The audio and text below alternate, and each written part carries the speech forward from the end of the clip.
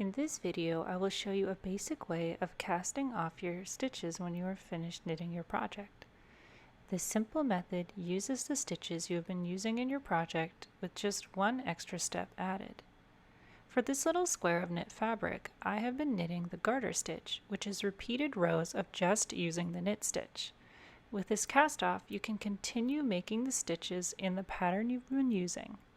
In my case, I will just continue knitting my pattern as usual and will use the knit stitch to cast off. To start, knit the first 2 stitches on your left needle as normal. So in my case, I will just be using the knit stitch.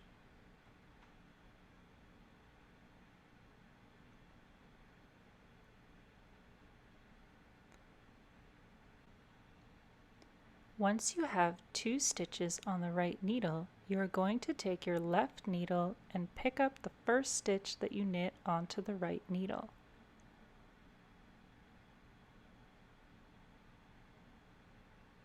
Again, just stick your left needle into that first stitch and lift it up. Then you are going to carry it over the other stitch toward the tip of the needle and throw it off the right needle completely. Be careful when doing this that the other stitch remains on the right needle. Then you repeat this. So you will knit an additional stitch so that there are again 2 stitches on the right needle.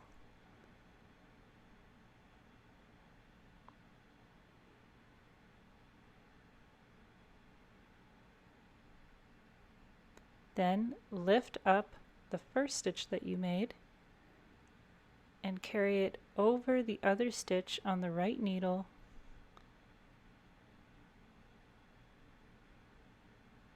and throw it off the tip of the right needle.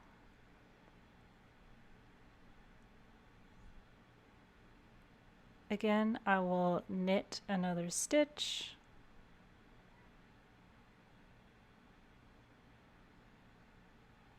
pick up the first stitch on the right needle, carry it over top of the other stitch and throw it over. Notice that you will never have more than 2 stitches on your right needle when using this cast off. I will continue casting off in this way until I get to the last stitch.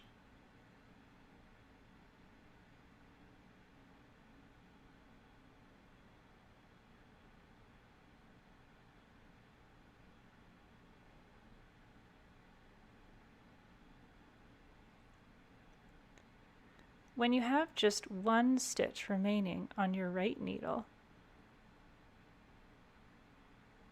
you can pull on the stitch to create a larger loop and then secure it by sticking your finger through. Then you can cut your working yarn. I usually try to leave at least 4 to 5 inches for weaving in the ends. Then you can take the end of your yarn and pull it through that last loop that you are holding with your fingers. And then you can pull it through and pull it tight.